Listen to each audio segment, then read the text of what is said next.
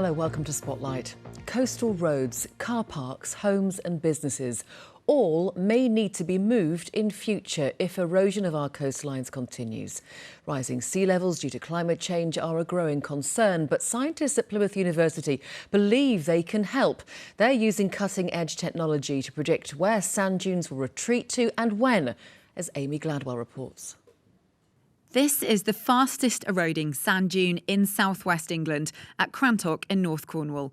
It's been cut back by up to 30 feet in a year. What we've seen this year at Crantock and last year is pretty much unprecedented in the rate of erosion that we've seen and the danger that it's creating with the steep dunes that we've got now. If the dunes do come down, they quite easily have like 10, 15 tonnes of sand on top of you very, very quickly. We could easily have a fatality. A main entrance to the beach has now been closed and more warning signs have gone up.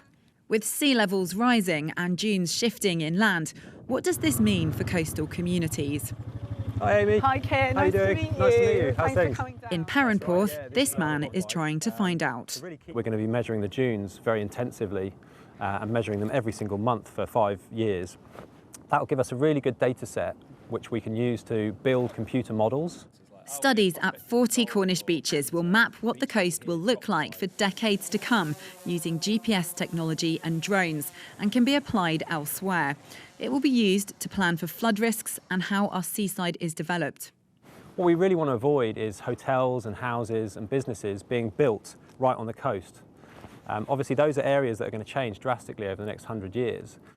The £6 million DEFRA-funded project Making Space for Sand focuses on allowing space for dunes to evolve naturally to protect us. I can see how it might seem controversial to let nature take its course, but really the ultimate goal of the project is to help build community resilience to future flooding.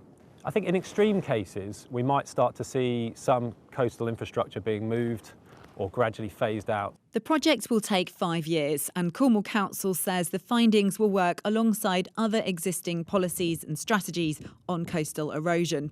Amy Gladwell, BBC Spotlight, Cornwall. A court has heard how 10 giant tortoises died after a heat lamp keeping them warm failed. Gary Priddle, who's 56 and from Grecian Way in Exeter, admitted failing to check on the reptiles and failing to meet their needs whilst enjoying Christmas activities in December. Their bodies were dumped in Ashcliff Forest. He was identified after a member of the public came forward.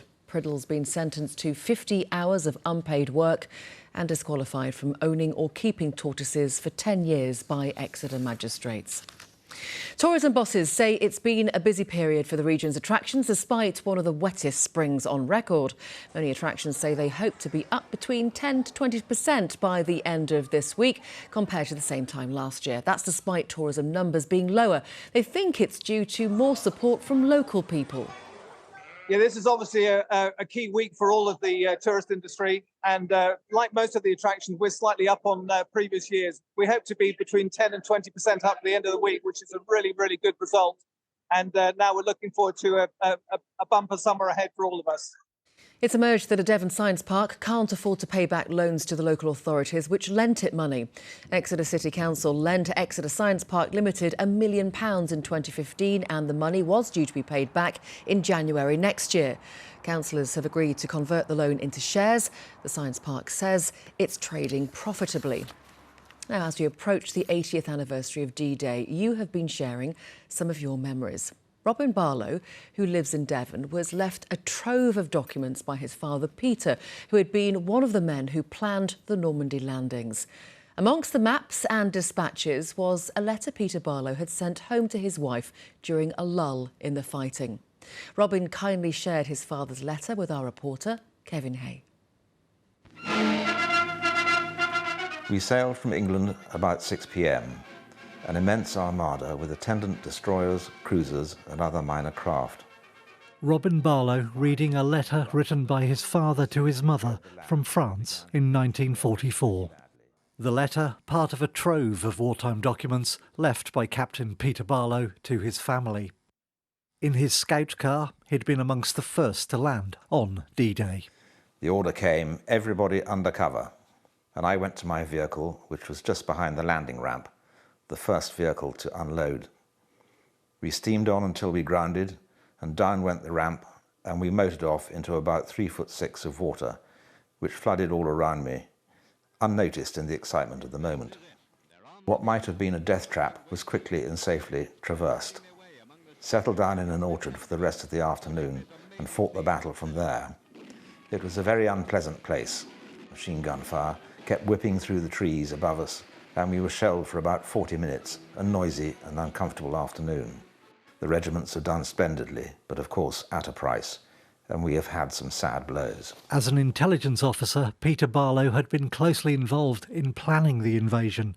He survived the war, and his documents provide an insight into a pivotal moment in history. But it's the simple letter home of a soldier to his wife, which tells us something of the courage of the men involved. I can't even begin to think what it must have been like. I can't even begin to put myself in his shoes in those circumstances. I don't know whether I'd have had the courage to do what he did, and all those around him too. Incredible memories, and thank you to everyone who's been sharing them.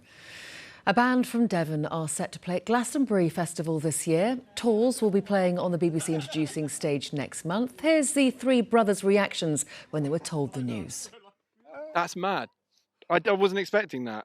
That isn't... how do I feel? Sick with nerves and excitement. Like, that's one of the best things anyone's ever told me. Let's hope for some good weather news now with Alex. It is, Victoria, at long last. Hey! Thank you. It's taken its time, hasn't it? Thank you. Hello, good afternoon to you. We do have some much better weather on the horizon as we head into the weekend. Perhaps just a little bit late for those on half term, as it's been quite mixed again today. This is the rainbow scene in Salcombe earlier on. So there's been a scattering of showers, especially first thing this morning, the bulk of which, though, have now faded away. And so for some of us, we've been seeing some blue sky and sunshine with cloudier skies for others, but sunshine, I think, becoming more widespread in the next few days. It should also crucially become much drier. We've got a ridge of high pressure starting to build in from tomorrow and onwards, and also turning a little bit warmer. Temperatures comfortably reaching around the high teens or low 20s this weekend. But back to this afternoon, there may just be an odd isolated shower, but I think for most of us now it should become mainly dry. Spells of sunshine mixed in with varying amounts of cloud around. Still quite breezy out there though, a brisk northwesterly breeze. Out that breeze though, in the sunshine, not feeling too bad. Highs this afternoon of 17 or 18 degrees. So that's the rest of Thursday into tonight. It's a mainly dry night. There'll be some clear spells and areas of patchy cloud around. The winds will gradually ease as well, and not a desperately cold night. Temperatures hovering between 9 and 11 degrees. Friday's weather then, I think fewer showers compared with today, just one or two isolated ones. There'll be again spells of sunshine, a few areas of patchy cloud around, not quite as breezy either as today, a moderate northwesterly breeze. So in the sunshine it should feel fairly pleasant, temperatures up a touch to 20 degrees for some of us for Friday afternoon. So a nice day on the cards for tomorrow. For the Channel Islands this afternoon, some sunny spells, mainly dry and clear overnight. And then for tomorrow for the islands, here too, I think it should be mainly dry with some sunny spells and patchy areas of cloud around. Similar to the mainland, not quite as breezy either, light to moderate winds and temperatures reaching the mid to upper teens once again. And this is the outlook. We haven't seen this for quite some time. A really promising weekend of weather ahead. It's looking dry on both days with spells of sunshine, especially on Sunday. The dry, settled weather continuing too, and feeling pleasantly warm. Enjoy. Victoria. You can come more often. Thanks very much, Alex. And that's it from the Lunchtime team. There's further stories and local analysis on our BBC News websites. And the Spotlight team is back with you at 6:30. Enjoy your afternoon.